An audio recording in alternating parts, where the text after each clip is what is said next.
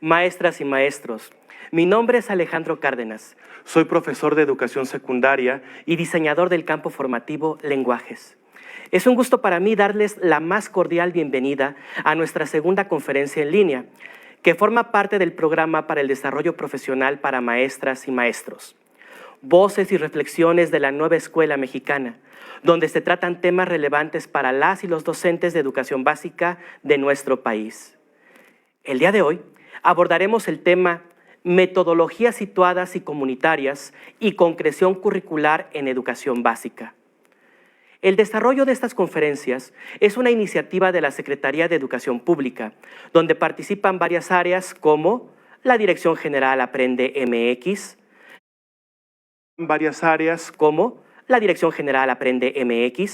la Dirección Continua a docentes y directivos de la Unidad de Promoción de Equidad y Excelencia Educativa, así como la Dirección General de Desarrollo Curricular de la Subsecretaría de Educación Básica. Antes de continuar, queremos compartir un mensaje muy importante para la comunidad educativa. Adelante.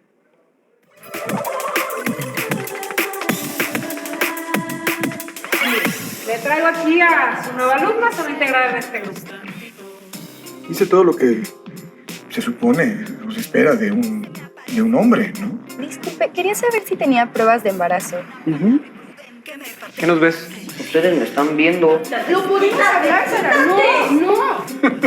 ¡Que vaya a terapia! Ay, papá, ya.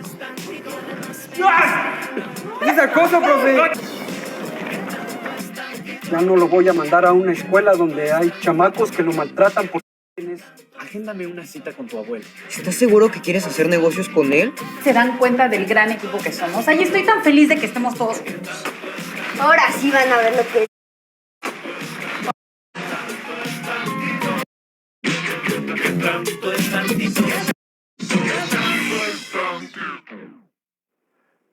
En la conferencia de hoy podremos conocer diferentes metodologías que pueden aplicarse en escuela con la participación de las comunidades.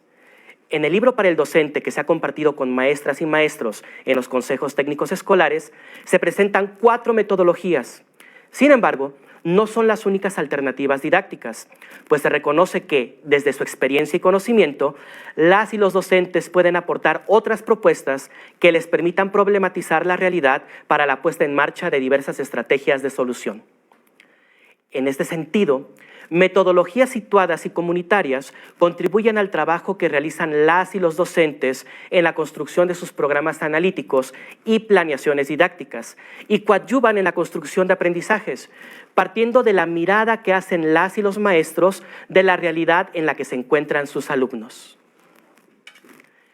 En este marco, serán enriquecedoras las propuestas metodológicas que nos comparte la doctora Frida Díaz Barriga y su equipo de trabajo, puesto que derivan, como lo propone la nueva escuela mexicana, en considerar el contexto y los ejes articuladores como la inclusión, el pensamiento crítico, la interculturalidad y la igualdad de género para su aplicación. La presentación de este tema, como lo mencionamos, está a cargo de la doctora Frida Díaz Barriga Arceo, investigadora y docente de la Facultad de Psicología de la Universidad Nacional Autónoma de México. Veamos su semblanza. Doctora Frida Díaz Barriga Arceo. Es doctora en Pedagogía, maestra en Psicología Educativa y licenciada en Psicología por la Universidad Nacional Autónoma de México. Entre los reconocimientos que ha recibido destacan las medallas Gabino Barreda y Sor Juana Inés de la Cruz por la UNAM, la medalla Anáhuac en Educación, el Premio Mexicano de Psicología, el Premio Iberoamericano en Excelencia en Investigación Educativa por la Universidad de España-México y el doctorado honoris causa por la Universidad La Salle. Ha sido autora y coautora de 275 publicaciones, libros, capítulos, artículos y compilaciones en temas de su especialidad. Ha dirigido 122 tesis de licenciatura, maestría y doctorado. También ha participado como especialista en diversos congresos académicos y eventos de formación de profesores a nivel nacional e internacional. Actualmente es integrante del Grupo de Expertos Iberoamericanos en Educación y TIC de la Organización de Estados Iberoamericanos. Además, pertenece al Sistema Nacional de Investigadores Nivel 3, donde sus principales áreas de investigación y docencia comprenden desarrollo y evaluación del currículo, diseño educativo, evaluación y formación docente, socioconstructivismo y TIC en educación. Se desempeña como profesora titular de la Facultad de Psicología de la Universidad Nacional Autónoma de México y coordinadora del Grupo de Investigación en Docencia, Diseño Educativo y TIC de la misma facultad.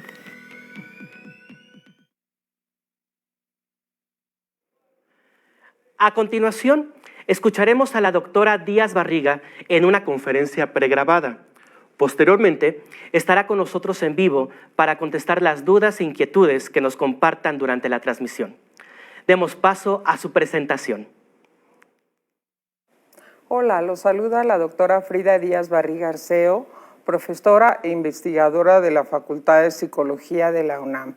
Voy a tener el gusto de tener una charla con ustedes acerca de una diversidad de metodologías didácticas que permiten la concreción curricular en la educación básica. La charla está dividida en dos temas, en dos grandes momentos. Por un lado, me gustaría charlar con ustedes lo que implican los procesos de concreción curricular y cuáles son aquellas metodologías que permiten realmente un trabajo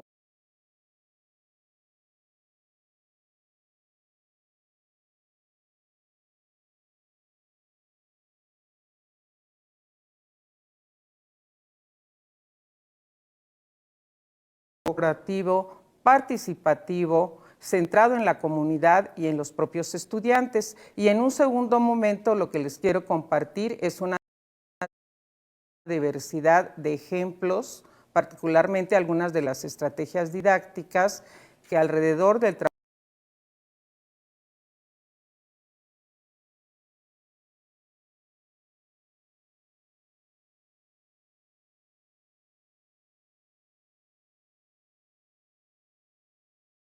que hemos desarrollado en conjunto con varios colegas, nos han permitido darnos cuenta que son estrategias muy efectivas para lograr esa concreción curricular. Quisiera también resaltar que todos los ejemplos que vamos a presentar en esta charla y en los videos asociados a la misma son trabajos que han desarrollado los profesores. Profesores como ustedes que día a día asumen el reto de la mejora de la educación y de lograr bienestar y aprendizaje para nuestros estudiantes. Quisiera iniciar con ustedes con una reflexión, lo que implica la concreción de una reforma curricular.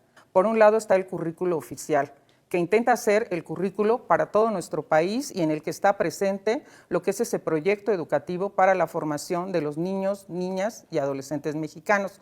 Pero por otro lado enfrentamos la realidad de nuestros escenarios educativos, nuestros alumnos específicos, nuestras comunidades educativas, caracterizada por la gran diversidad que aquí podemos ver expresada. ¿Qué implica esto? Que la concreción curricular ocurre en diferentes niveles. Es un tránsito entre el currículo formal y el currículum real o vivido, que es en el que se expresa la posibilidad de que el profesor desarrolle sus propios programas, sus programas analíticos, a partir de los programas sintéticos que ha planteado la institución escolar. Por otro lado, vamos a encontrar también el currículum oculto, que es toda esa serie de experiencias, valores, incidencias que se van viviendo en el escenario educativo y que, por supuesto, también convocan a la tarea de los docentes para transformar esas realidades y para encontrar las mejores formas, estrategias didácticas, principios educativos para expresar y lograr esas metas de aprendizaje y de bienestar con los estudiantes. Quisiera decir también que la concreción curricular requiere cambios sistémicos. Por un lado, tenemos que encontrar que la concreción de las propuestas requiere condiciones para esa transformación. Eso va a ser sumamente importante. Requiere también centrar nuestro trabajo en los actores del currículum. De entrada, profesores, de entrada, estudiantes, de entrada también todas las personas que cubren un papel importante en la gestión educativa en los centros escolares. Pero en este caso en particular, y a lo largo de la charla, yo quisiera destacar la importancia que tiene crear ambientes de inclusión educativa y ambientes donde las emociones permitan generar bienestar y disposición para el aprendizaje. Otro gran reto como área de concreción y oportunidad que encuentro, estoy segura que ustedes también, porque esto lo he encontrado con muchos de los profesores de nuestros distintos estados de la República, es la importancia de utilizar de una manera diferente las tecnologías de la información y comunicación, como artefactos culturales, como instrumentos de mediación que nos permitan allanar esa importante brecha digital que se encuentra en nuestro país y que creo que fue más que evidente en este tiempo pandémico que recientemente hemos vivido. Creo que pues algo muy fortalecedor de este nuevo proyecto educativo es que está pensado en los derechos de las personas, en la importancia del desarrollo humano integral y busca promover espacios de justicia social. El programa tiene una serie de fundamentos que me parecen indiscutiblemente relevantes, que además están acordes a los cambios curriculares que se están realizando en otros países del orbe. Y bueno, pues me parece que esto va a permitir que pongamos como prioridad del proyecto una diversidad de grupos en condición de vulnerabilidad o de exclusión o de no haber recibido debidamente los beneficios de la educación. Veamos aquí estos principios. Me parece que ese es un espacio de mucha oportunidad. La comprensión de los principios de lo que implica un nuevo modelo curricular, que les insisto, lo veo muy cercano a lo que se está haciendo en otros países, con esta idea de acercarnos a los objetivos de desarrollo humano sostenible, porque esos son los que plantean las grandes problemáticas que hoy en día está viviendo la humanidad. Simplemente díganme ustedes si no. El respeto por la naturaleza, el cuidado del medio ambiente, la importancia de la promoción de una cultura de la paz, no solo es erradicar la violencia, el malestar, el bullying en la escuela, eso es sumamente importante, pero alrededor de eso, ¿por qué no promovemos esa formación que oriente a nuestros estudiantes a esa cultura de la paz? La promoción de la interculturalidad, el respeto a la dignidad humana, la importancia de la responsabilidad ciudadana, el recuperar el valor que tiene la identidad de todo mexicano y por supuesto esos principios de identidad, probidad, una mirada ética de nuestra participación en el mundo. Me parece que son principios fundamentales y ahí es donde podemos crear muchos escenarios educativos sumamente interesantes, enriquecedores, lúdicos y motivantes para nuestros estudiantes. Aquí quisiera que ustedes vieran esta secuencia que va a aparecer de una serie de imágenes donde nos damos cuenta que la importancia debemos ponerla en nuestros estudiantes y en sus comunidades educativas. Vean ustedes sobre todo estos escenarios donde se ve a los jóvenes muy contentos, muy dispuestos al aprendizaje, trabajando colaborativamente, en una diversidad de posibilidades para aprender. En las aulas, fuera de las aulas, realizando proyectos, colaborando en la construcción de un huerto escolar, en espacios donde se nota la inclusión educativa. Creo que esos son los escenarios a los que estamos invitando en esta charla a los profesores. Es innegable que estamos en una nueva normalidad educativa. Considero que no podemos estar en la nostalgia de regresar a lo que antes hacíamos en los centros escolares después del evento pandémico que hemos vivido. Eso nos tiene que llevar a pensar en transformaciones muy importantes para la educación. Por un lado, tenemos que comprender que estamos en una nueva ecología del aprendizaje, como dice César Coll, y en una nueva ecología de la comunicación, como plantea Scolari. Eso ha transformado la sociedad y eso tiene que transformar también el escenario educativo. Tenemos realmente que centrar en el aprendiente las experiencias educativas. Claro, el contenido es muy importante, las disciplinas académicas también, la ciencia también, pero ¿qué ciencia, qué aprendizaje, qué contenidos al servicio del bienestar, del desarrollo humano y de la sostenibilidad? Por eso es que considero que la enseñanza situada, los enfoques experienciales, las metodologías comunitarias son esos recursos indispensables para que los profesores puedan lograr la concreción curricular de principios como los que hemos mencionado. Nuestros escenarios educativos se caracterizan por la falta de justicia social. No son escenarios suficientemente inclusivos. Tenemos que repensar de qué manera vamos a generar educación para la inclusión de todas y todos los estudiantes, sin distinción de género, sin distinción de origen étnico, sin distinción de religión, sin distinción de su preferencia sexual, tengan o no tengan discapacidades, aunque fíjense que pienso que todos tenemos discapacidades, ¿no creen? Al menos la estadística dice que el 70% de las personas, ustedes y yo, y cualquier persona en la que ustedes piensen, en algún momento vamos a vivir una discapacidad, sea permanente o sea pues transitoria. Entonces creo que tenemos que abrazar el tema de la inclusión como un tema central en los escenarios educativos.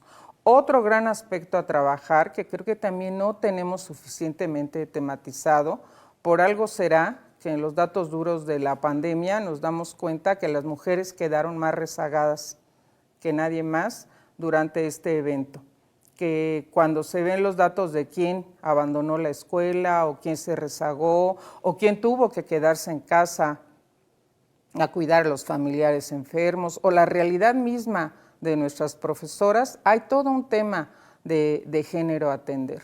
Entonces, el tema de la transversalización curricular del género creo que también es un tema que tenemos que reflexionar y, por supuesto, pues eso que llamamos interculturalidad. ¿Qué entendemos por interculturalidad? A veces me temo que la interculturalidad la vemos como algo más de folclore que de una verdadera posibilidad de cambiar nuestra mentalidad y tener un pensamiento, una práctica y una convivencia realmente entre todos los grupos sociales, étnicos que conformamos este país tan diverso con tanta riqueza cultural. Vamos a ver un poco esto que tiene que ver con los métodos comunitarios. Yo quisiera comentarles que en particular considero que hay 3 enfoques que son muy importantes. Desde mi punto de vista deberían estar presentes en la formación de los estudiantes de magisterio, desde que están los alumnos formándose en las escuelas normales o bien en esas experiencias educativas para la formación del profesor en servicio. ¿Y cuáles son estos? La investigación, acción participativa, el aprendizaje servicio y la animación sociocultural. Pero sí quisiera acotar 2 conceptos importantes que se desprenden de las metodologías comunitarias, que son por un lado el concepto de leer el mundo, de ese gran educador latinoamericano que es Paulo Freire, y el concepto del sentipensar o el sentipensante, de otro gran autor latinoamericano que es el colombiano Orlando Falsborda. Realmente ahí encontramos las bases de la educación comunitaria, de la educación popular y de la posibilidad de hacer un trabajo que nos permite acercarnos a la comunidad, tanto para conocerla como para generar acciones que conduzcan al cambio y a la transformación en beneficio de todos. Esta idea de leer el mundo, que ustedes van a profundizar todavía más en los videos que les comento, se van a asociar a esta conferencia, me parece crucial, porque eso es lo que tenemos que enseñar a nuestros estudiantes, a leer el mundo, a comprender su realidad, a entender la problemática que los circunda, a encontrar esas áreas en las que tienen que incidir y hacer algún tipo de cambio. De hecho, el propio Paulo Freire decía, aquí viene la cita, la experiencia de leer empieza con la lectura del mundo, antes de pasar a la lectura de la palabra. Y ahí están todas las ideas de este maravilloso educador acerca de lo que implica el pensamiento crítico. Y bueno, me voy ahora con don Orlando Falsborda. Él es reconocido como el fundador, se le dice así, de las ciencias sociales o de la sociología latinoamericana. Sé que hoy en día hablamos mucho de la educación emocional, sé que hay todo un debate acerca de cómo integrar el pensamiento, el conocimiento científico con las emociones, pero fíjense que ya hace varias décadas este concepto lo había trabajado el doctor Falsborda en sus trabajos acerca de la investigación acción participativa en comunidad. Él ya hablaba del concepto sentipensante, esa integración, esa más bien imposibilidad de disociar el pensamiento de la emoción. Eso es lo que implica Sentipensar, y también lo vamos a recuperar con más profundidad y con más ideas. Algunos ejemplos que les voy a poner más adelante les permitirán a ustedes ver por qué es tan importante leer el mundo y tan importante el concepto de Sentipensar. Y bueno, no me puede faltar otro de nuestros autores latinoamericanos que han contribuido mucho a la educación popular y a la educación comunitaria, el doctor Ezequiel Anderegg. Él tiene además una colección maravillosa de libros. Yo aquí me he permitido recomendarles 3 de ellos. Él es un autor que ha dedicado su trabajo pues, a la educación en la comunidad. Tiene espléndidos trabajos acerca de la animación sociocultural, que también les voy a enseñar algunas estrategias de animación sociocultural que lo que nos van a permitir es vincular la educación formal con la educación no formal. Esas son las mejores estrategias que podemos vincular hoy en día, que estamos viviendo esa nueva ecología del aprendizaje que antes mencionaba. Vamos a ver también que él ha escrito acerca del trabajo en equipo, porque todos decimos que estamos trabajando en equipo y en realidad las bases a fondo de lo que implica trabajar en equipo muchas veces no las conocemos. Eso implica formas de relación, de interacción, valores, compromisos, gestión de procesos que es muy importante reconocer. Y bueno, precisamente el link que les voy a compartir es de este texto, El trabajo en equipo, del doctor Anderegg, que afortunadamente me encontré en una versión en PDF y está de acceso libre para todos ustedes.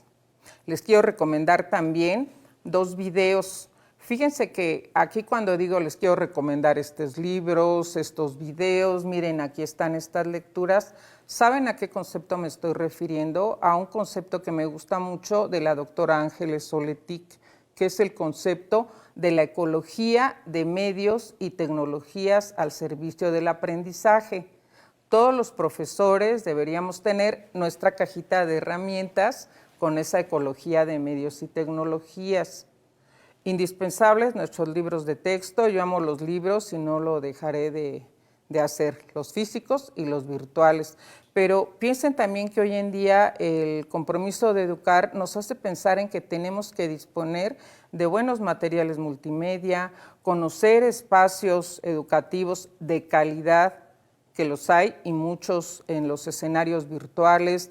Tenemos que disponer, también hay una serie de materiales educativos que se encuentran completamente a disposición, abierta, libre, gratuita para los profesores. Y aquí me permito recomendarles la serie Interferencias del Canal 22, un canal cultural que hace material de mucha calidad, y les recomiendo de esa serie 2 videos. Uno se llama Orlando Falsborda, La verdad sentipensante, y el otro se llama Paulo Freire, La pedagogía del diálogo.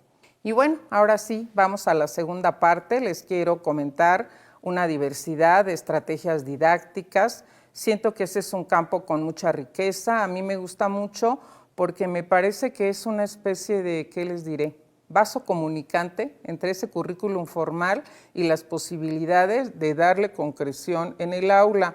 Yo digo que las buenas estrategias didácticas son las que nos permiten crear contextos de posibilidad, siempre y cuando pensemos que son estrategias, que somos estrategas al utilizar toda una diversidad de recursos de una manera flexible, ajustada, adaptada, situada.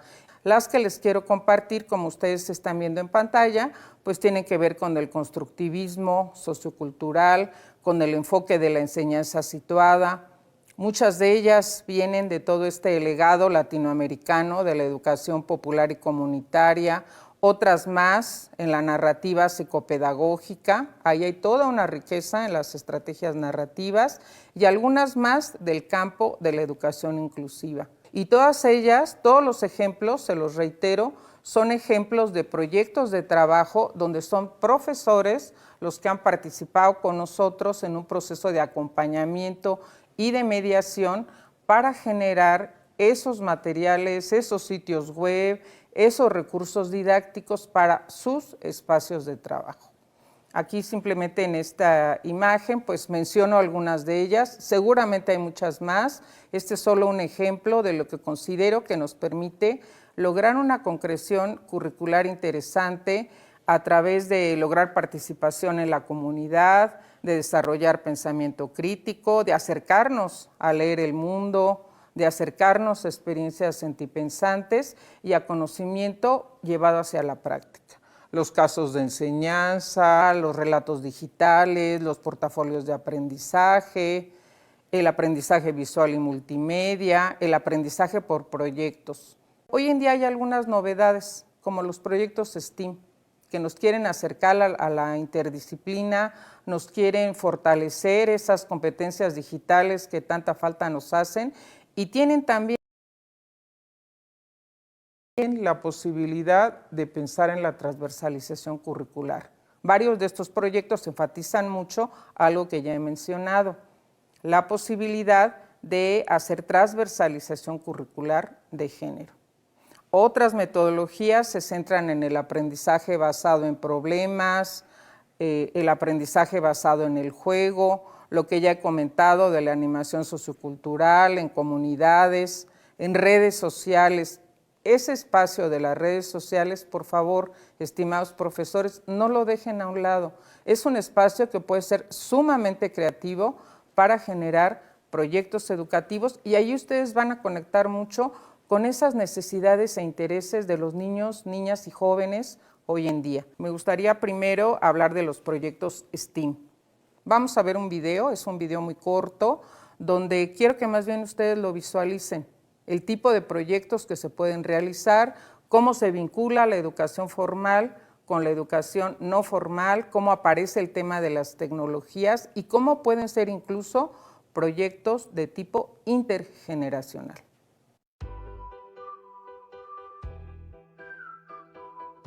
Hola, ¿qué tal? Mi nombre es María Luisa Morales Bautista. Soy integrante del Grupo de Investigación en Docencia, Diseño Educativo y TIC HIDER de la Facultad de Psicología de la UNAM. Y hoy te traigo las 10 cosas que quieres saber sobre los proyectos STEAM. ¡Vamos a ello!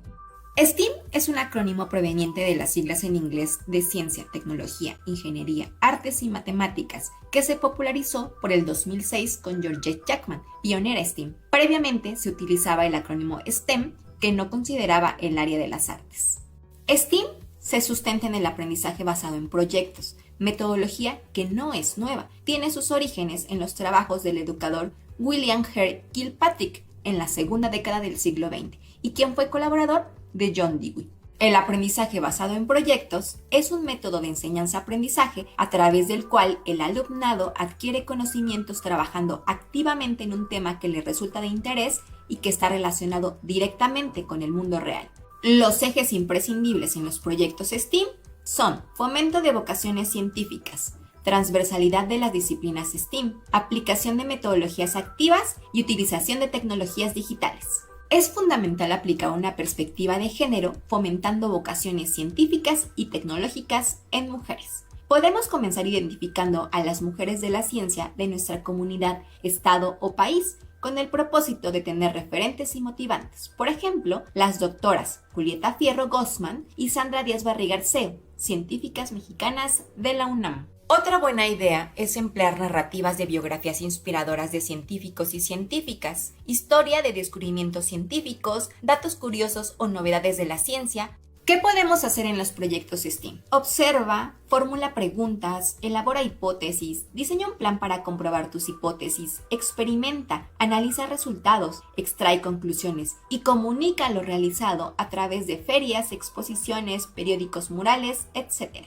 Plantea y desarrolla proyectos. Diseña, fabrica y evalúa diferentes prototipos o modelos para generar o utilizar productos que den solución a una necesidad o problema de forma creativa y en equipo, por ejemplo, en temas de inclusión o sostenibilidad. Genera tus propios robots. Implica la robótica educativa en el aula. Puedes realizar desde una carrera de arañas con cartulinas, popotes, cinchos de plástico y plumones para decorar, hasta arañas con cartón y una pila, que te posibilitará involucrar una diversidad de temas. También puedes llevar a tu aula la realidad aumentada, con aplicaciones como Quiver, que te permitirán animar en 3D tus creaciones.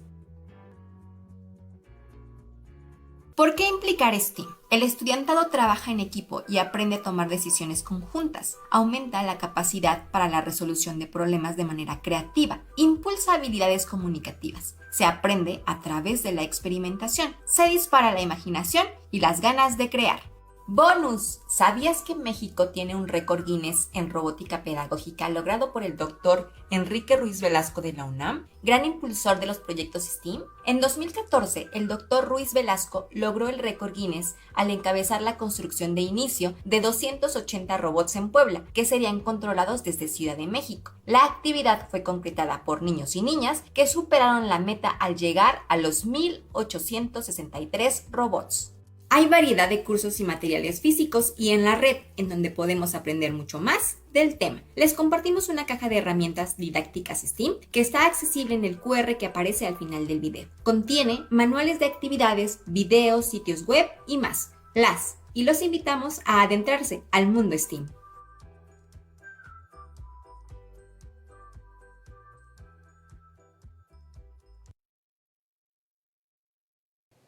Bueno, ya hemos visto este video. ¿Qué les pareció? Espero que les haya desatado muchas imágenes creativas, generativas, para pensar ustedes qué tipo de proyectos STEAM podrían realizar. Hay otro tipo de proyectos que podemos generar para espacios comunitarios y que generan experiencias de aprendizaje con enorme riqueza y muy motivantes para nuestros estudiantes, que pueden ustedes pensar desde nuestros alumnos de preescolar e inicial hasta los jóvenes que están en la primaria, en la secundaria, en la educación media superior. Aquí les comento algunos de ellos. No sé si alguna vez han pensado en armar, ya sea en su centro educativo, en su escuela, una ludoteca con una sala de lectura, con experiencia de cuentacuentos. Es un proyecto maravilloso. También otra opción que les sugiero mucho, los museos.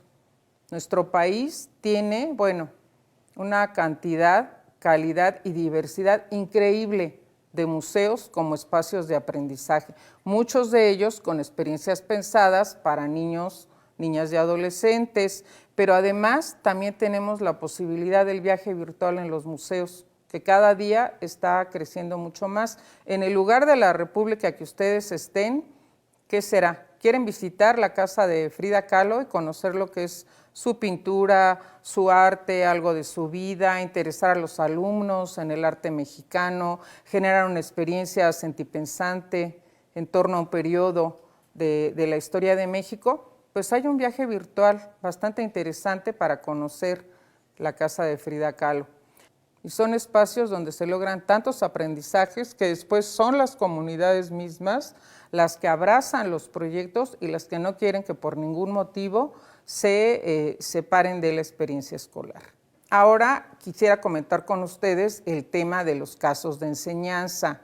Siento que es el tipo de diseños educativos que los profesores podemos hacer para trabajar una diversidad de temas curriculares, pero aquí es donde podemos introducir esos temas transversales que nos interesa. Yo les voy a poner un ejemplo, donde los casos de enseñanza diseñados por los profesores, este caso que ustedes van a ver, lo diseñaron un equipo de profesores donde uno de los docentes enseñaba en telesecundaria, otra de las profesoras venía de una comunidad de Oaxaca, ella misma pertenecía a un pueblo originario, y otro de los profesores trabajaba en torno a CONAFE.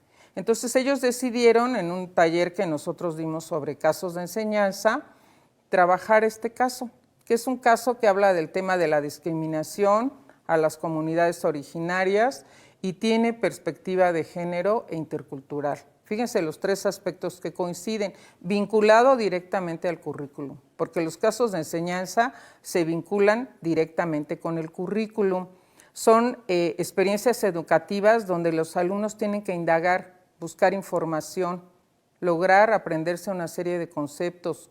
¿Qué es interculturalidad? Cuando hablamos de género, ¿de qué estamos hablando? ¿Qué es la discriminación? ¿En México hay discriminación? Ah, caray, la Constitución dice que no, pero la realidad, ¿qué nos dice? Vamos a leer esa realidad. ¿Y a quién se discrimina y por qué motivos? ¿Y qué podemos hacer para evitar ese tipo de situación. Entonces, todo eso es lo que se aborda en los casos de enseñanza y en estos ejemplos, o en este que vamos a ver en particular, se hace a través de videos educativos, que creo que esa es otra habilidad muy interesante que podemos desplegar los profesores. Hay muchísimo material de video que podemos utilizar con fines educativos de mucha calidad y que nos permiten utilizar narrativas con sentido profundo. Aquí creo que fue una de las mayores virtudes de los profesores en estos proyectos que realizaron con mi grupo de investigación, ser curadores, dirían los colegas, de buenos videos educativos en los cuales había muchos mensajes para trabajar con sus estudiantes. Este caso, como ustedes lo van a ver, está vinculado a las asignaturas de Historia y de Educación Cívica. Procedamos, vamos a ver el video. Aquí estamos en el inicio del caso de enseñanza, donde ustedes pueden ver la planeación que se hizo del mismo. Encontramos el objetivo educativo que tiene el caso, tanto el general como los específicos, la vinculación con el currículum, que es muy importante, que puede ser viendo esta programación con formación cívica y ética y con los cursos de historia, considerando que hay varios temas con los que se puede vincular y realizar una adaptación, los alcances del caso, en cuanto a qué es lo que se espera del mismo y qué aprendizajes se van a lograr. Por supuesto, los aspectos socioemocionales, que yo resaltaría aquí el tema de la sensibilidad cultural y la empatía. Y bien, la población a la que se dirige, en este caso estudiantes de secundaria, y una sinopsis, por supuesto, de lo que trata la narrativa y cuál es su sentido profundo y los ejes analíticos que vamos a asumir. Para empezar el caso, se plantea el video, que es donde viene la narrativa y la problemática principal. Las preguntas, recuerden que preguntas y narrativas son el núcleo central de un caso de enseñanza. Vemos aquí distintos tipos de preguntas para el análisis del mismo y hay dos actividades. En una de ellas lo que se busca es analizar por qué se da la violencia y qué manifestaciones tiene en varios contextos. En el otro queremos saber cómo se generan las situaciones de empatía hacia otras personas. Y bueno, pues también nos interesa mucho el cambio de actitud y sobre todo pensar por qué ocurre la discriminación y de qué manera es que ésta se manifiesta en distintos contextos. Bueno, pues, ¿qué les pareció esta probadita de este caso de enseñanza? Por supuesto, ustedes tienen aquí el link para que lo puedan ver completo. Espero que se hayan dado cuenta cómo la evaluación procede con instrumentos de evaluación auténtica y el caso viene acompañado, además del video, de una serie de materiales de lectura y de actividades para la aplicación del conocimiento. A mí lo que más me gustaría es que sean ustedes los que se animen a preparar sus propios casos de enseñanza.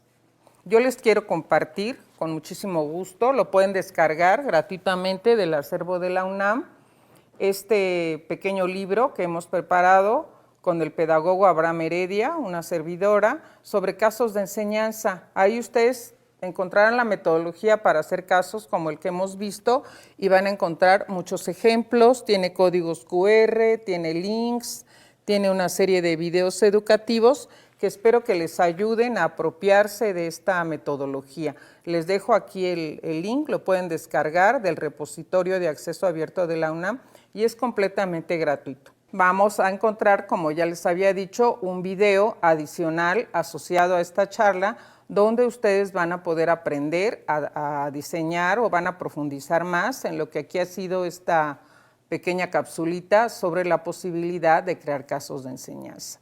Otro ejemplo que quisiera compartirles, porque durante la pandemia encontramos que esta estrategia que se deriva de la investigación, acción participativa y de la etnografía fue una estrategia de mucho valor para las comunidades educativas. ¿Por qué? Porque la enfocamos mucho a conocer a las comunidades, a ver qué estaba pasando en pandemia, a poder hacer, a veces no me gusta la palabra diagnóstico porque suena como algo muy médico, Pónganle ustedes conocer el estado de la situación en una comunidad, qué están viviendo, qué está pasando, ellos qué cosas identifican que hay que transformar y cómo tomamos decisiones para podernos en acción los participantes de la comunidad y nosotros mismos transformar esas realidades. Entonces, eso permitió en una serie también de cursos que tuvimos con profesores durante la pandemia, que ellos entraran a sus comunidades, ya sea ellos mismos expresando con su voz lo que estaban viviendo los profesores, pero también teniendo la oportunidad de escuchar la voz de sus estudiantes. Y aquí les haría una pregunta, ¿qué tanto los profesores escuchamos la voz de nuestros estudiantes? Pues aquí les dejo un link, hubo un proyecto que a mí, bueno, realmente me gustó muchísimo, sentí que yo fui la que aprendí mucho en esa experiencia, en un proyecto Fotovoz que hicimos en la Escuela Normal de Ayotzinapa. Ahí nos convocaron a darles un taller sobre esta metodología y el resultado fue la fotovoz de la comunidad. Profesores de alumnos de Ayotzinapa nos hablan de su escuela normal, de su historia, de su modelo educativo, de su identidad como profesores de escuelas rurales. Les invito a que lo conozcan. Van a encontrar precisamente otro de los videos que les menciono asociados a este proyecto, trabajando la estrategia de Fotovoz y solo también como una probadita para que ustedes vean cómo llevar la Fotovoz a un escenario escolar, les pongo este ejemplo. Fue de los proyectos que les menciono con profesores durante pandemia. Este es un proyecto que me gustó muchísimo, de profesoras muy comprometidas con sus niños en el estado de Aguascalientes, en México. Y este es el proyecto Fotovoz que ellas decidieron hacer. Ellas querían escuchar a sus niños, cómo estaban viviendo el confinamiento, cómo estaban aprendiendo, quién les ayudaba, si los materiales de Aprende en Casa tenían o no tenían un sentido, una utilidad, si estaban comprendiendo los contenidos educativos a la distancia. Y el proyecto Fotovoz, que implica siempre tomar imágenes de la comunidad, las toma la comunidad, no mandamos a un fotógrafo experto, no tenemos a este equipo que yo tengo aquí de personas tan expertas en la videograbación, sino somos los participantes, la gente de a pie con nuestros teléfonos, que tomamos fotografías de nuestra realidad, las narramos o creamos un pequeño audio también con nuestro telefonito acerca de esas realidades y después hay una puesta en común para esa discusión. Vean cómo vuelve a aparecer la idea de leer el mundo, leer nuestra realidad y la idea de que somos seres sentipensantes porque afloran nuestros pensamientos y afloran nuestras emociones. Aquí las maestras decidieron hacer la Fotovoz utilizando la mediación de las tecnologías. Todos estábamos confinados, no nos podíamos ver. ¿Cuántas personas decían que la tecnología impedía la emoción, impedía la comunicación, que era el medio más deshumanizante posible? Pues perdónenme que les diga que eso es el uso que le damos, porque vean aquí, las maestras decidieron hacer una especie de periódico, el periódico o la gaceta del centro escolar, de la escuela de sus niños, que llamaron Voces de la Educación a Distancia. Y ahí precisamente que se publicaba con una aplicación libre, gratuita, que se encuentra en internet, donde aparecen pequeños videos de sus chicos, todos son niños de primaria, hablándonos de cómo están viviendo la pandemia, compartiendo una serie de audios. Y después esto se socializaba y permitía la conversación y la comunicación entre los niños. Ustedes saben que de las cosas que más se quejaron nuestros chiquitos pues fue no tener contacto con sus compañeros, no poder socializar, sentirse precisamente, como dice aquí el periódico, aburridos y abandonados. Yo aquí en esta imagen que están viendo destaco algunas de las cosas que decían los niños. No hay quien me explique, me enojo con mi maestro, nos deja mucha tarea. Mi hermano es el que pasa más tiempo conmigo. Claro, los padres están trabajando, no pueden ser los maestros de los alumnos.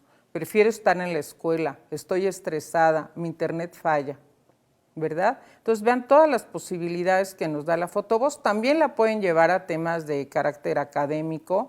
Podrían tal vez hacer una Fotovoz sobre cómo vemos el ambiente en mi comunidad escolar, qué problemas hay con el agua, con el cuidado de los parques, con la manera en que se tira la basura.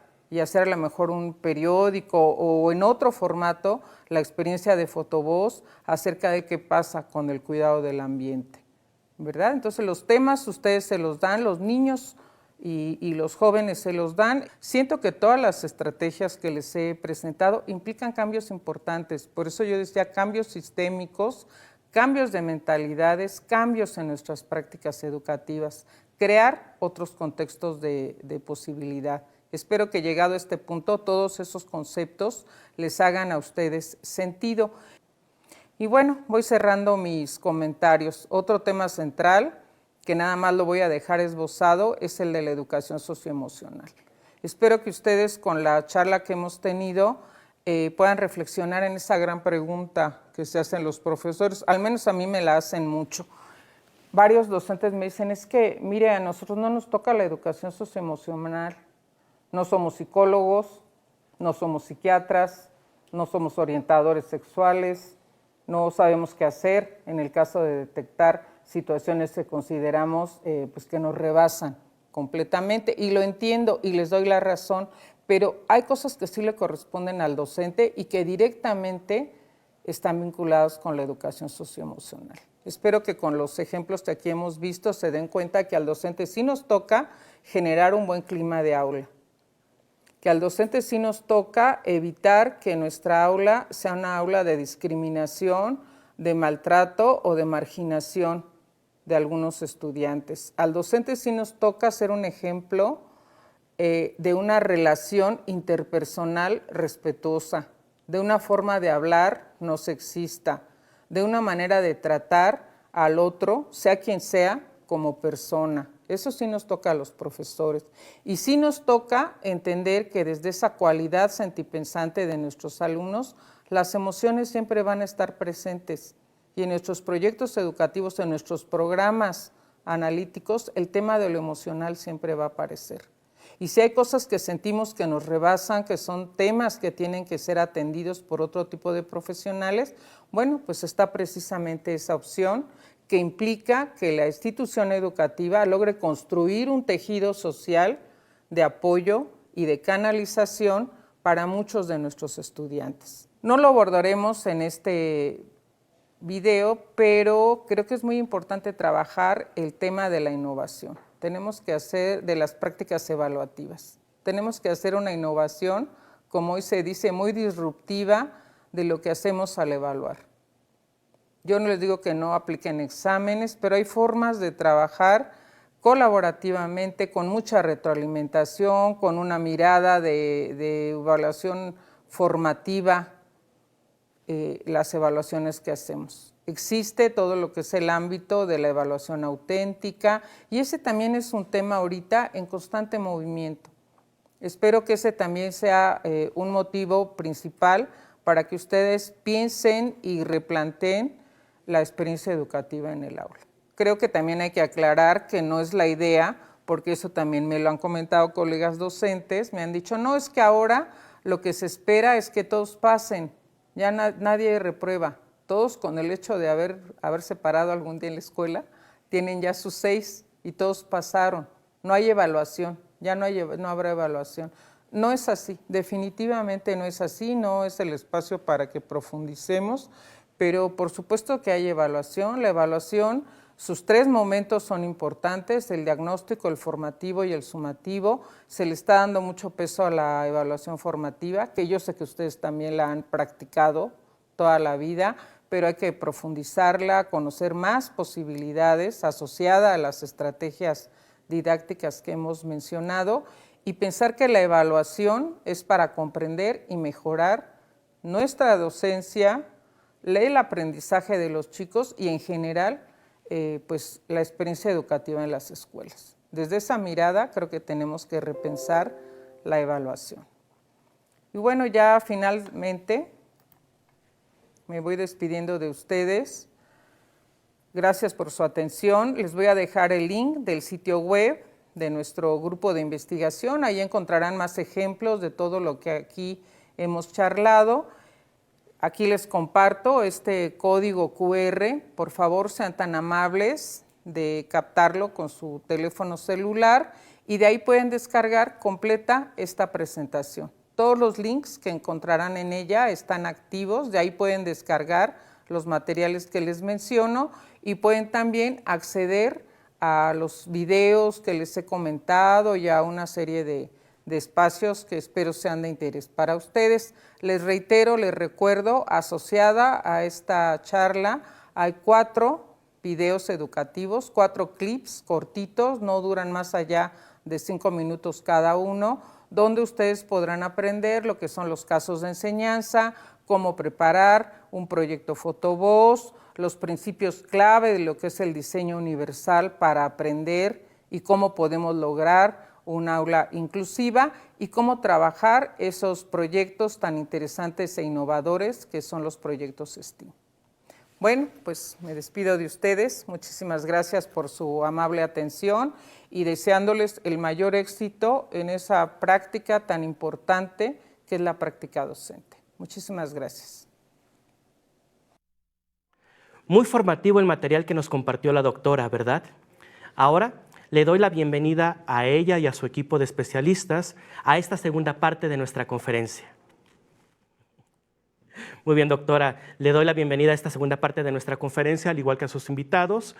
La doctora Frida Díaz Barriga Arceo está con nosotros. Muchas gracias por compartirnos algunas metodologías que son relevantes para el trabajo que llevan a cabo las y los maestros. Doctora, ¿nos podría presentar a su equipo de trabajo que hoy la acompaña, por favor? Sí, como no, con mucho gusto. Nos están acompañando los colegas del Grupo de Investigación en Docencia, Diseño Educativo y Tecnologías, GIDES. Estamos en la Facultad de Psicología de la Universidad Nacional Autónoma de México. Todos ellos son jóvenes que han estado concluyendo sus estudios de posgrado, maestrías y doctorados, ya sea en pedagogía o en psicología. Se los presento con mucho gusto.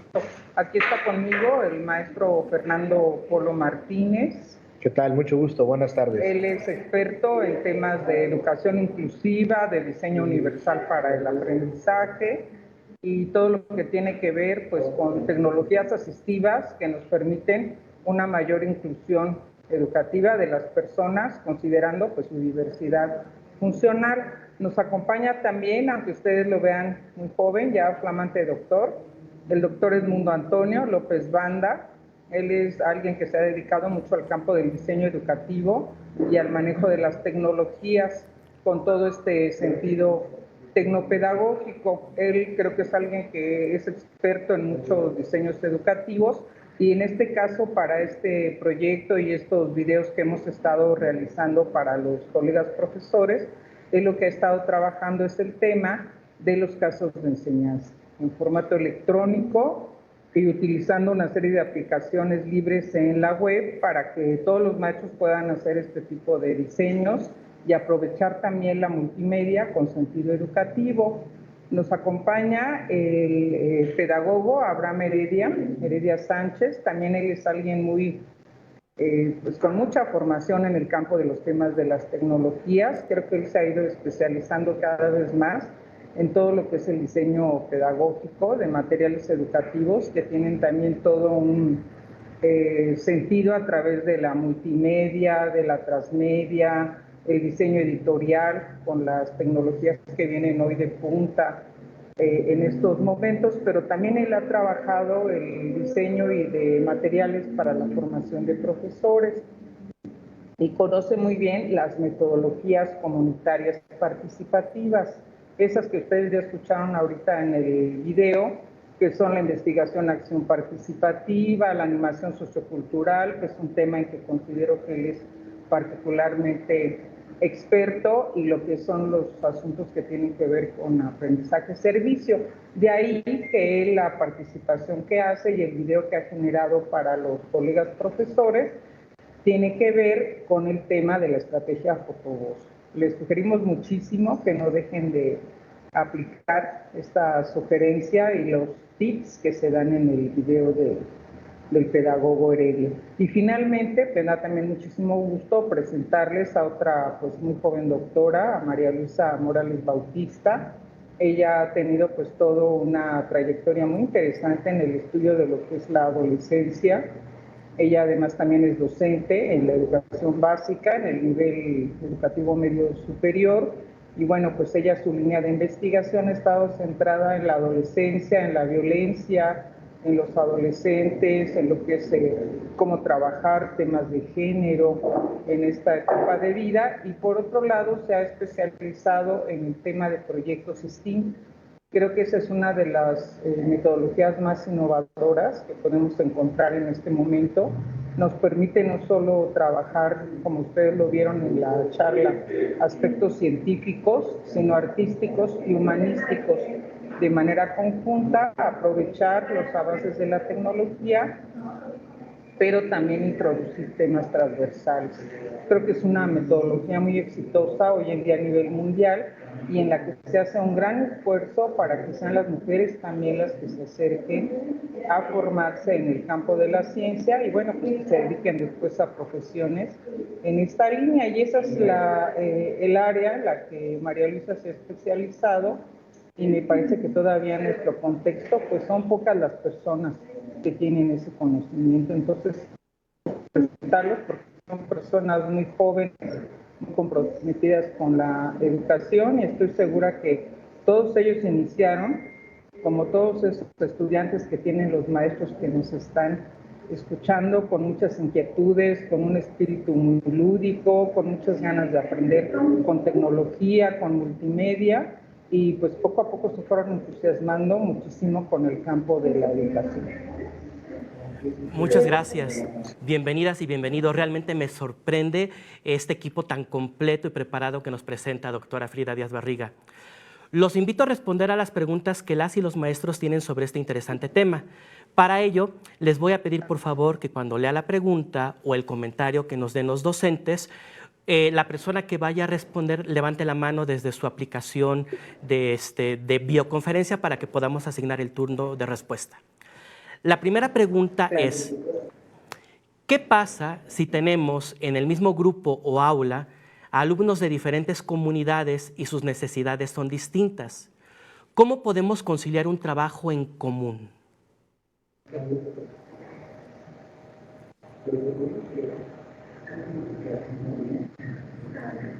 Okay. Bueno, creo que a Fernando le gustaría hacer un comentario. Creo que todos, aquí el problema va a ser que todos vamos a levantar la mano. Pero... Muy bien, comencemos con Fernando, por favor. Claro. Bueno, mucho de lo que vamos a estar tomando para poder hacer nuestro modelo de trabajo debe de estar basado, como ya lo veíamos en el video, en lo que se denomina como diseño universal para el aprendizaje. Hay que tener claro que el diseño universal para el aprendizaje no es solo para personas con discapacidad, sino que involucra todas estas necesidades que los profesores ahorita nos comentan.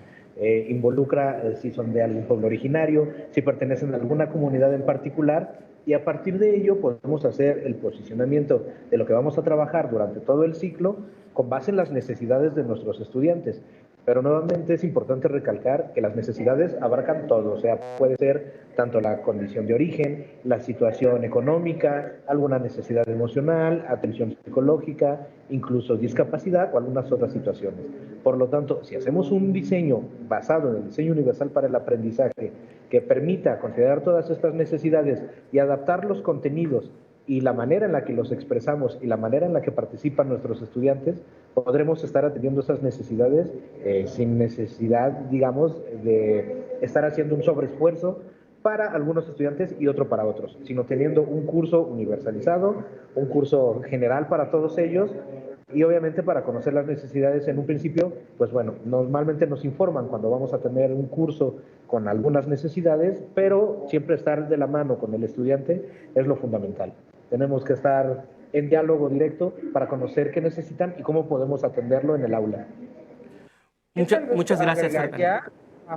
A lo que dice Fernando, que hay que entender que estamos en el siglo XXI en el currículo que plantea la diversidad. El siglo XX probablemente fue el del currículum que planteaba la estandarización, la ruta lineal, todos aprendiendo lo mismo, considerando que todos los alumnos tenían el mismo perfil o deberían aspirar al mismo perfil.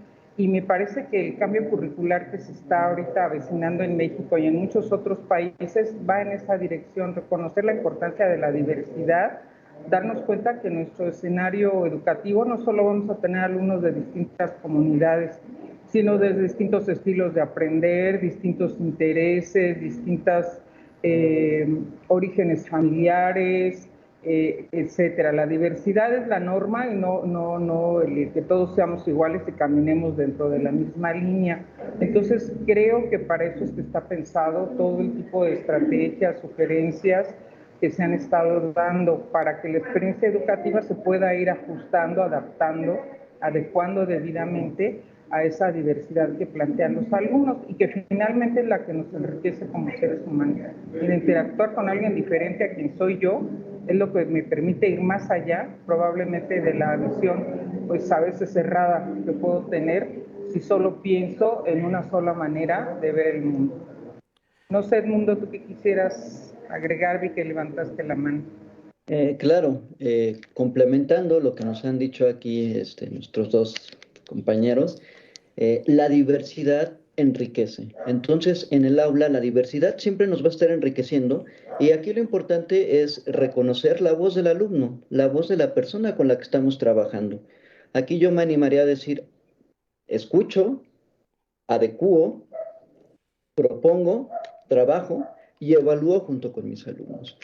Y de esta manera podremos reconocer esta gran diversidad a partir de las estrategias que, bueno, ya se les han estado planteando, como por ejemplo el desarrollo de una fotovoz, pues para reconocer esta comunidad originaria, de dónde están viniendo y qué cuestiones son importantes para ellos, y a partir de ahí hacer estos planteamientos con estas palabras que he comentado: escuchar, adecuar, proponer, trabajar y evaluar junto con ellos. Muchas gracias, Edmundo. Sí, totalmente de acuerdo. La educación tiene que evolucionar hacia un estado donde se considere la diversidad existente, la realidad de nuestros alumnos, la realidad que está presente en el aula, en los planteles escolares. Muy bien, gracias. Aparte de esta metodología del DUA que han mencionado, ¿existe otra metodología que se podría utilizar en este sentido?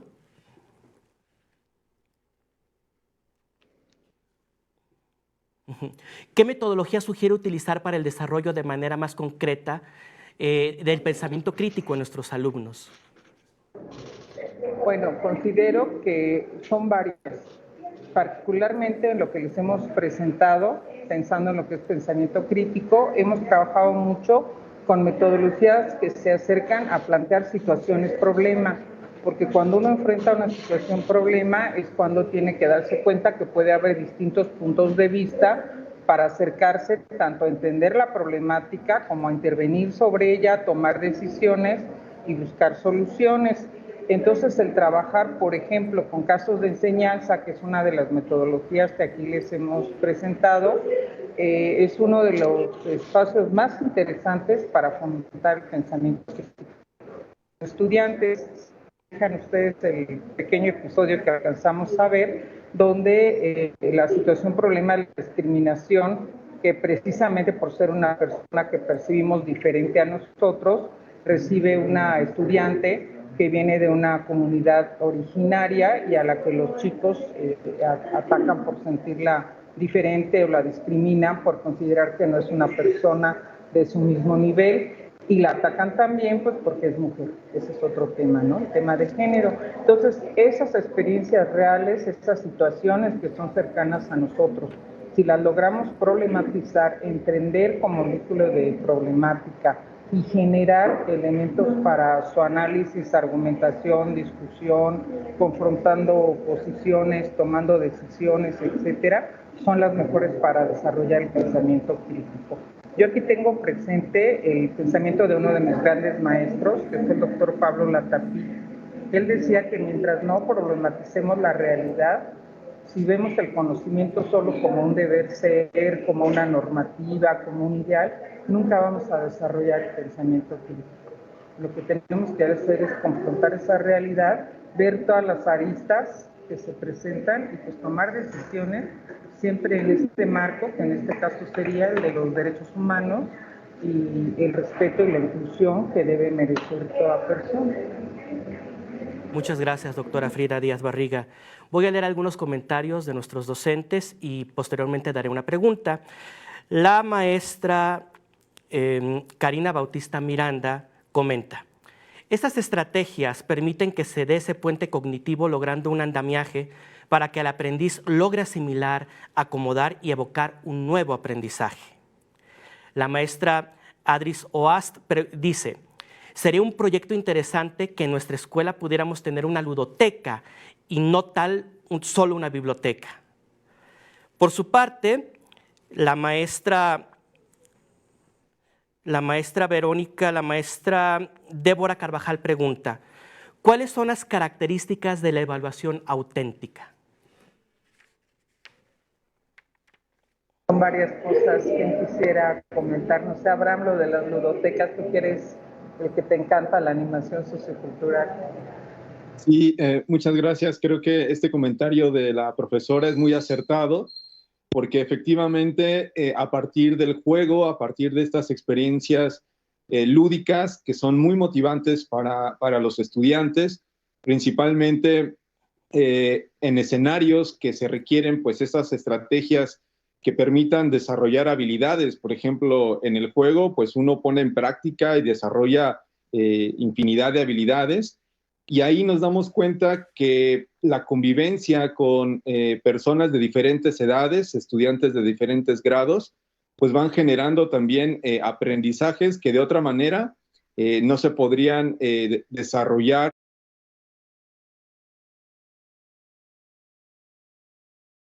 en una actividad convencional, ¿verdad? Entonces creo que las ludotecas, como lo menciona el doctor José Luis Linaza en sus proyectos de ludotecas con las familias, en las escuelas, pues creo que se puede retomar muchos aspectos para el aprendizaje mediante el juego.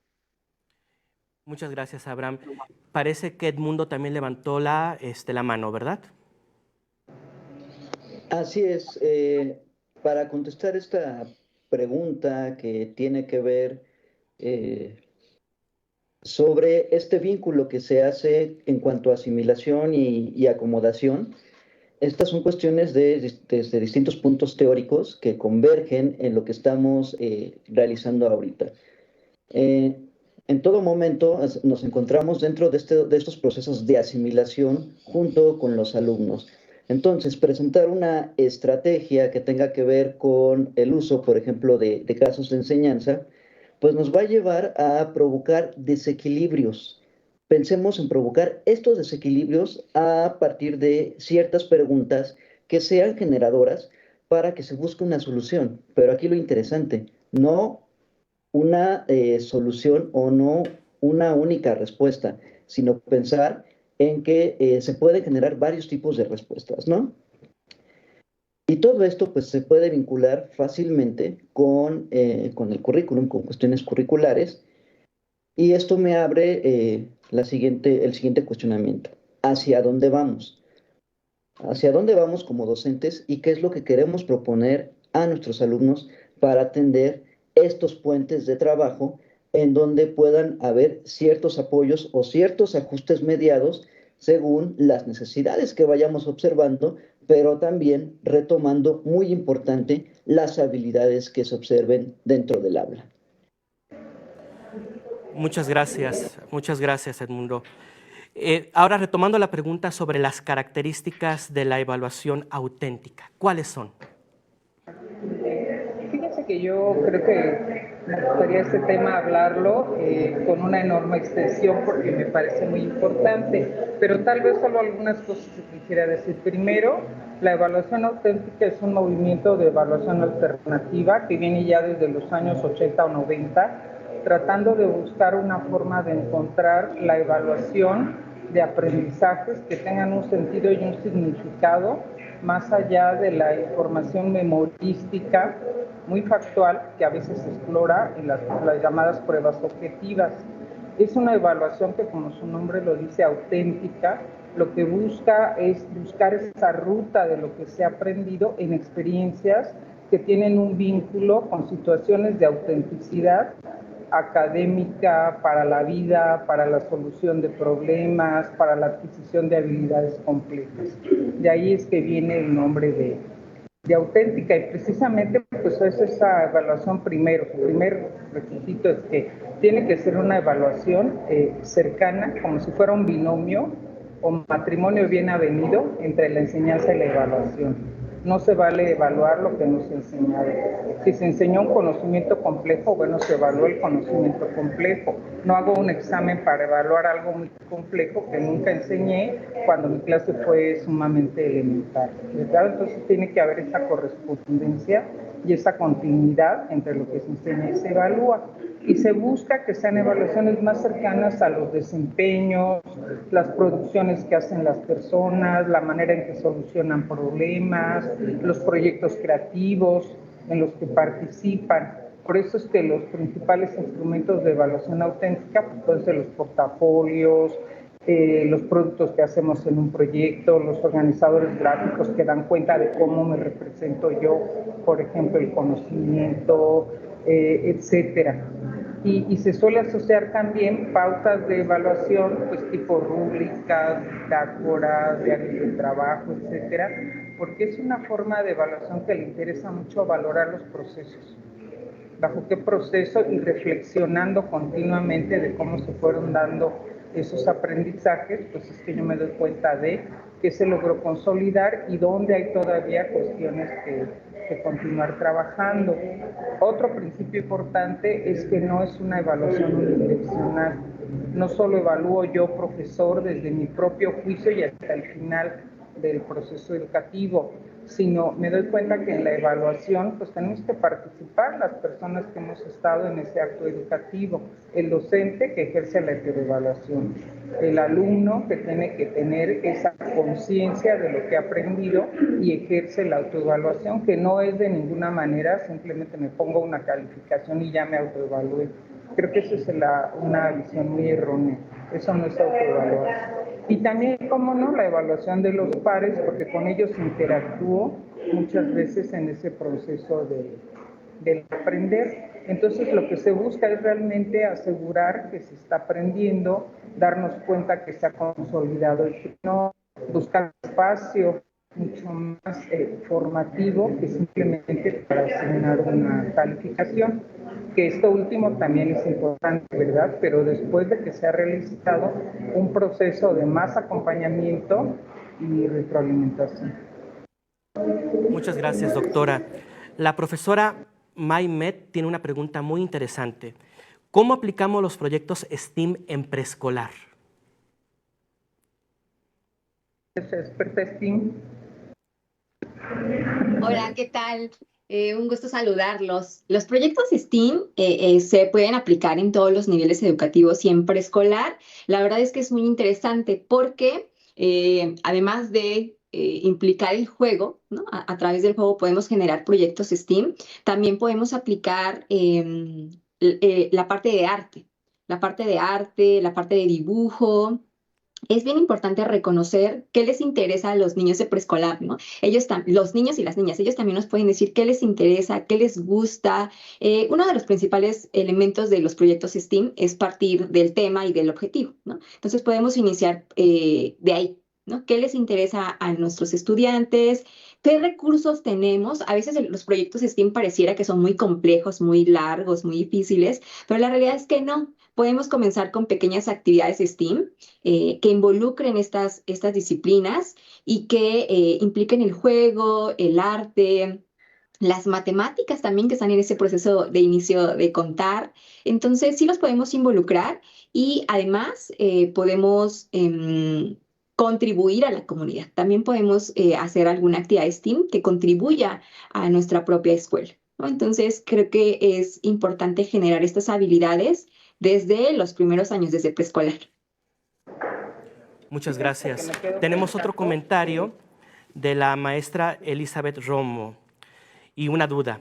A partir de la aplicación de metodologías activas comunitarias, ¿qué sugerencias pueden dar ustedes para vincular las actividades económicas propias de la comunidad y trabajar el aprendizaje situado con niños y niñas en preescolar?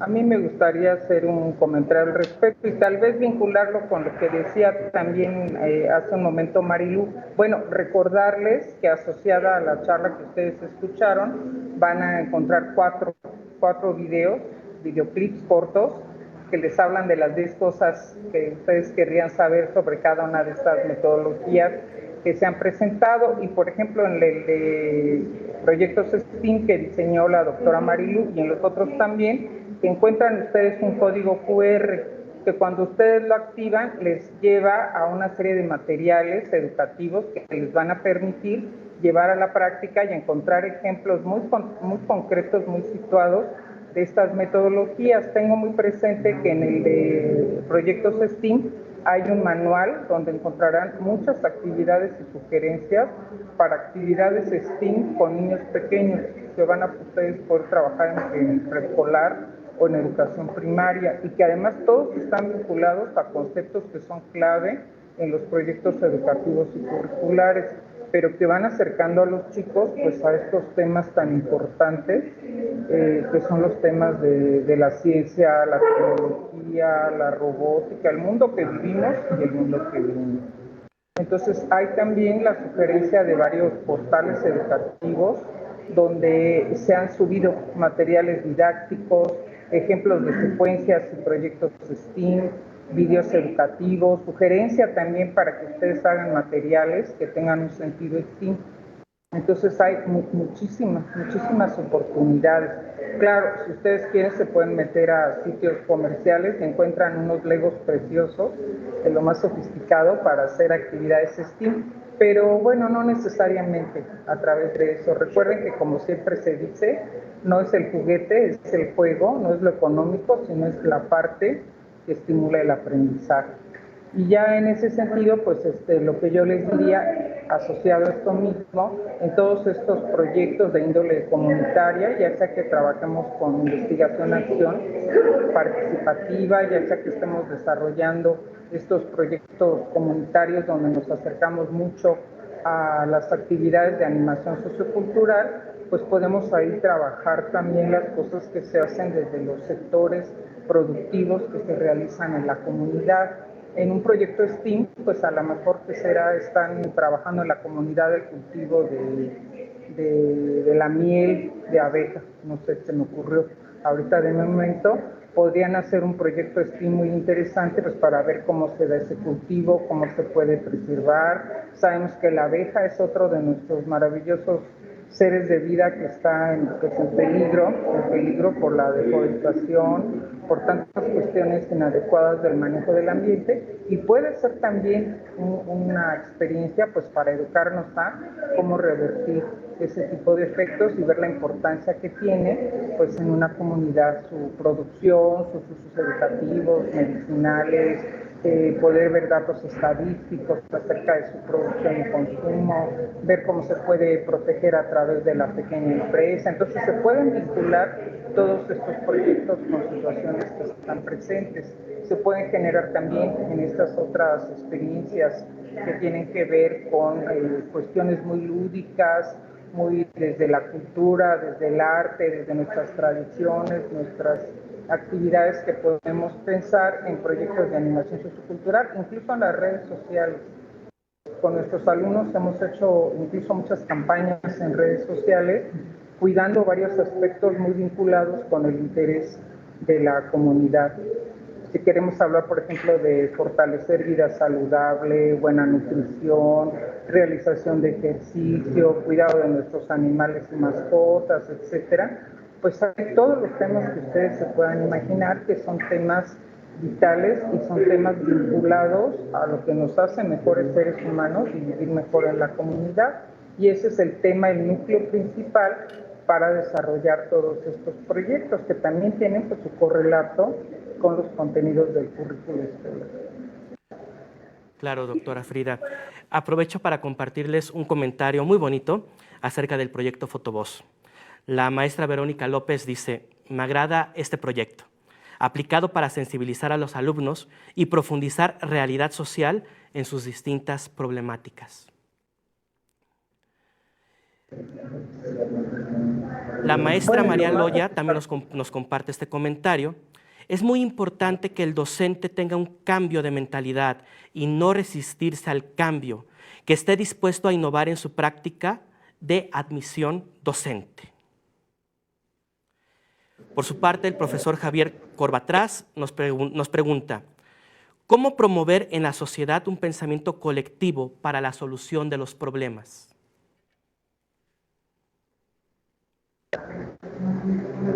Bueno, pues yo creo que lo mejor es trabajando colectivamente, ¿verdad? Dando la oportunidad de que sean precisamente los grupos de docentes los que se animan a formar equipo de trabajo colectivo en torno a proyectos de interés común.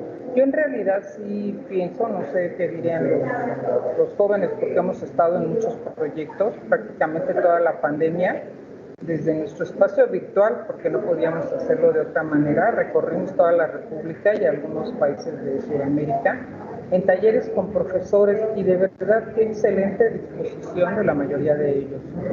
Hicimos proyectos de todo tipo, desde los que exploraban la identidad de los alumnos, los que generaban fortalecimiento a sus procesos socioemocionales, los que buscaban cómo recuperar espacios de enseñanza, los que estaban muy preocupados por las habilidades de lectoescritura, de los chicos que sentían que se empezaban a rezagar, los que buscaban la inclusión y el apoyo a los niños para que en casa hicieran tareas realmente significativas, valiosas, y no solo estuvieran en la historia de las evidencias que los niños sentían tan pesadas, etcétera.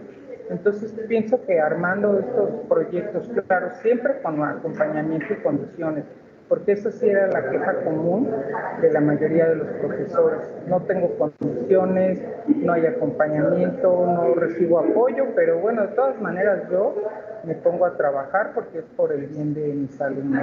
Encontramos muchísimos profesores que además hacen cosas bien interesantes en las redes sociales.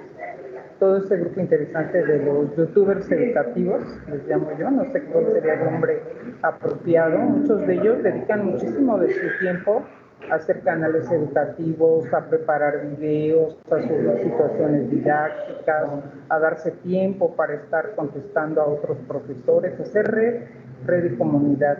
Recuerdo mucho una red muy bonita que empezaron colegas argentinos y luego eran colegas de toda América Latina, compartiendo sus mejores estrategias didácticas en pandemia, compartiéndose materiales y dándose sugerencias de lo que a cada quien le estaba funcionando para sacar adelante a sus niños en este periodo tan complejo. Entonces, pues creo que es dar esas bases para que se pueda fortalecer esas redes en lo colectivo.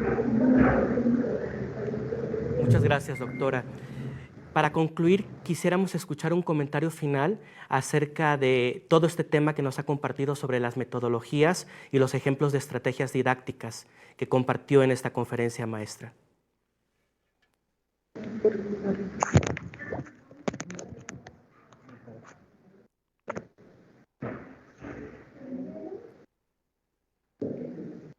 ¿Qué tal, bueno, pues sí, quisiera simplemente decir que, bueno, complementando un poco con estas técnicas y estas estrategias de enseñanza, pues muchas veces la inquietud de los profesores no es que se cierren al cambio, como lo comentaban. Hemos encontrado muy buena disposición con los profesores, pero en ocasiones pueden sentir que no hay a dónde acudir, ¿no? O que no hay suficientes materiales para ello. Mencionar que todas estas son estrategias que podemos implementar tranquilamente en el aula, son estrategias que ya se han trabajado y los materiales suelen ser de acceso libre.